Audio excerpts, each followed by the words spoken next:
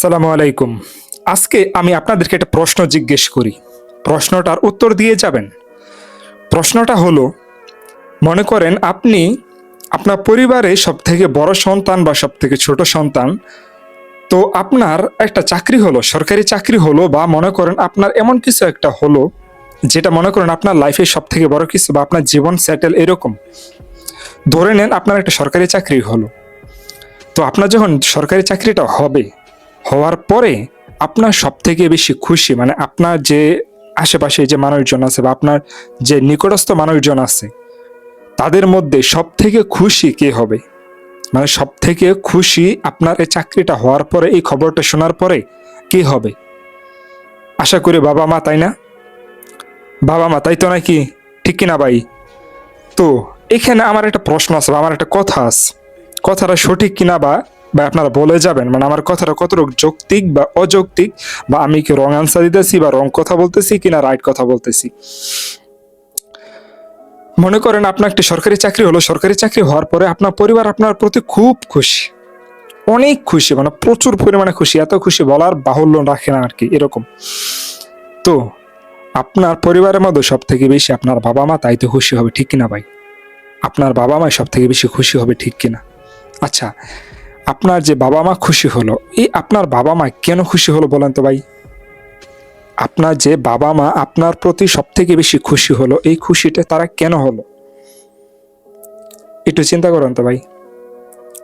আচ্ছা, এখন এটার উত্তরটা আমি দেই, সঠিক কিনা বা আমি সঠিক বলতেছি কিনা, বা আমি কোনো নেগেটিভ কোনো কথা বলতেছি কিনা, বা ভুল কোনো কিছু বলতেছি কিনা, আপনারা পরবর্তীতে বলে যাবেন আর কি।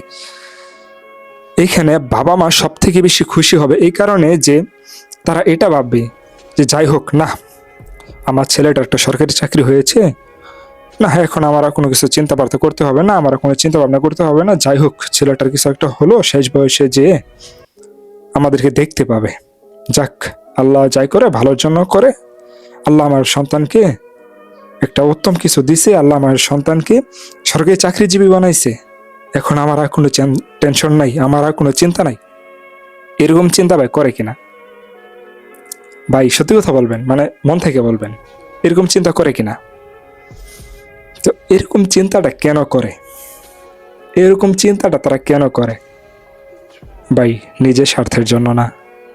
তারা শেষ বয়সে যায়া, মানে কি বলে, মানে তারা তার এই সন্তানটাকে, মানে মনে করেন আমি আপনি এরকম, তাকে আর টানতে হচ্ছে না, বা তাকে আর কি বলে, মানে টানতে হচ্ছে না, তারা বেঁচে গেছে। আর তারা কি বলে, আর এই সন্তানের কাছ থেকে এখন একটা বেনিফিট পাবে, মানে সন্তানের কাছ থেকে একটা বেনিফিট হিসাবে তারা একটা কিছু পাবে। যতদিন বেঁচে থাকে, যতদিন বেঁচে থাকবে, যতদিন আপনি বেঁচে থাকবেন, আপনার কাছ থেকে একটা বেনিফিট পাবে, মানে আপনার কি বলে, আপনার কাছ থেকে পাবে। এই আপনি মনে করেন, এই আপনি 18 বছর বয়সে যে চাকরিটা পেলেন, বা মনে করেন 20 বছর বয়সে যে চাকরিটা পেলেন, আপনি 25 বছরে জানতো, 25 বছরে যাওয়ার পরে আপনার পরিবার থেকে কি এমন কোনো কথা আপনি শুনবেন? কখনোই শুনবেন না। আপনি কি শুনবেন? আপনি শুনবেন যে এই ছেলে দ্বারা আমার কোনো কিছুই হবে না, এই ছেলেটার পিছনে আমি শুধু শুধু টাকা খরচ করলাম, এর আমি শুধু শুধু পড়াইলাম, না পারলো এটা চাকরি বানাইতে, না পারলো আমাদেরকে দেখতে, না পারবো শেষ পর্যন্ত শেষ বয়সে আমাদেরকে দেখতে। সমাজেরও আমার তুমুক ভাইয়ের ছেলে এই করে ফেলেছে, তুমুক ভাইয়ের ছেলে সেই করে ফেলেছে, আমার তুমুক বোনের ছেলে সেই করে ফেলেছে। মায়ের এরকম বলবে, পাশের বাসার বাবির ছেলে এই করে ফেলেছে, পাশের বাসার কাকির ছেলে সেই করে ফেলেছে। ঠিক কিনা ভাই? ঠিক কিনা? যদি এইরকম হয়, তাহলে সেই ক্ষেত্রে সবচেয়ে বড় সফলতাটা কি আপনার নাকি আপনার পরিবারের? তখন আপনার সফলতাটা কি আপনার নিজের বলা যায় নাকি আপনার পরিবারে বলতে হবে? আমার এই কথাতে যদি আপনাদের কাছে রং মনে হয়, বা আপনাদের কাছে যদি মনে হয় আমি উল্টোপাল্টা কিছু বলেছি, তাহলে ক্ষমা দৃষ্টিতে দেখবেন। আর আমার এই কথাটাকে আপনার বাস্তবতার সাথে মিলিয়ে নেবেন। আশা করি উত্তরটা বুঝতে পারবেন। আল্লাহ হাফেজ। আসসালামু আলাইকুম।